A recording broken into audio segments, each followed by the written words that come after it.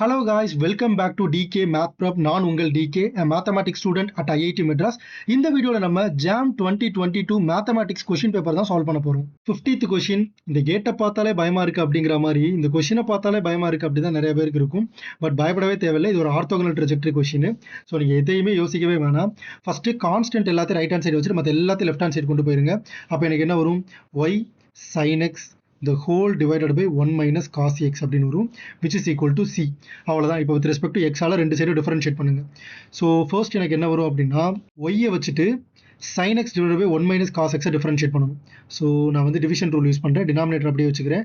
Numerator sin x differentiate பண்ணால் cos x minus sin x அப்படியே வச்சுட்டு cos x டிஃபரன்ஷியேட் பண்ணால் மைனஸ் sin x, ஆல்ரெடி ஒரு minus இருக்குது. ஸோ இது வந்து sin x ஆயிரும். the whole divided by டினாமினேட்டரோட square 1 minus cos x the whole square, okay, plus sin x divided by 1 minus cos x அப்படியே வச்சுட்டு y differentiate பண்ணால் dy dx, which is equal to right hand side 0 ஆயிரும்.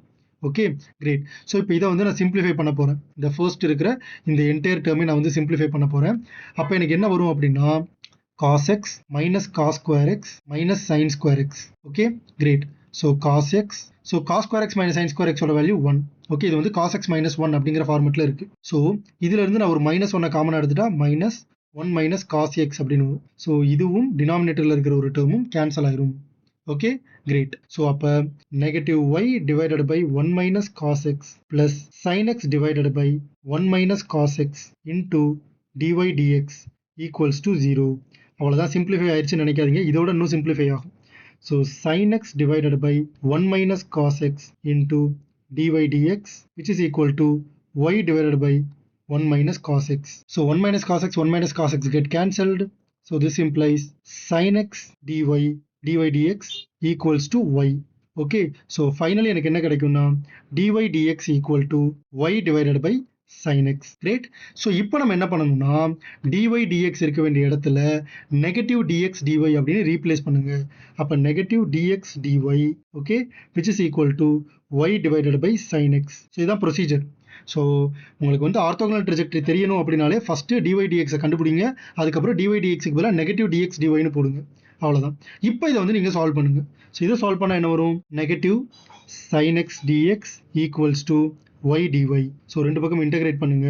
So negative sin x integrate பண்ணால் cos x, which is equal to y square divided by 2 plus c.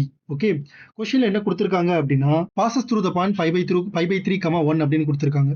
Okay, so எக்ஸுக்கு வந்து pi by 3 இருக்கும்போது y 1 அப்படின்னு கொடுத்துருக்காங்க.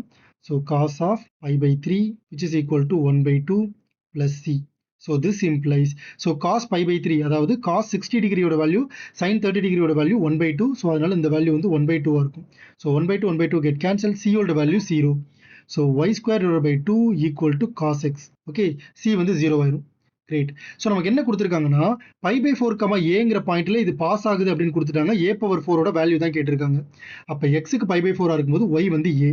Okay, so a square divided by 2 equal to xக்கு பதிலாக நீங்கள் pi by 4 அப்படின்னு போடுங்க. So this implies a square equal to 2 into 1 by root 2.